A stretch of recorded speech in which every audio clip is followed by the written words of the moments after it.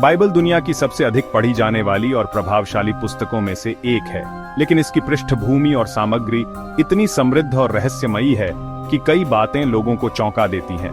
आइए जानते हैं बाइबल से जुड़ी 12 ऐसी दिलचस्प बातें जो इसे अनोखा बनाती हैं। पहली बात, बाइबल एक साथ नहीं लिखी गई थी। इसे लगभग 1500 वर्षों में 40 से अधिक अलग अलग लेखकों ने लिखा, जिनमें राजा, मछुआरे, भविष्यवक्ता और विद्वान शामिल थे। दूसरी बात, बाइबल मूल रूप से हिब्रू, अरामी और यूनानी भाषाओं में लिखी गई थी। ये भाषाएं उस समय की विविध संस्कृतियों को दर्शाती हैं।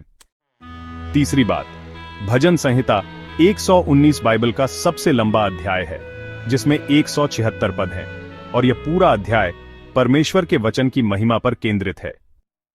यूहन्ना 11:35 यीशु रो पड़े बाइबल का सबसे छोटा पद है, लेकिन यह प्रभु यीशु की करुणा को गहराई से दर्शाता है।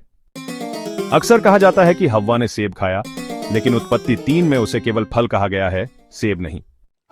बाइबल अब तक की सबसे अधिक अनुवादित पुस्तक है। इसे 3500 से अधिक भाषाओं में आंशिक या पूर्ण रूप से अनुवादित किया जा चुका है। पुराने नियम में मसीह के बारे में 300 से अधिक भविष्यवाणियां हैं। यशायाह की पुस्तक, जो यीशु से 700 साल पहले लिखी गई थी, उसमें क्रूस पर चढ़ाए जाने का विवरण मिलता है, जबकि उस समय ऐसा दंड मौजूद ही नहीं था।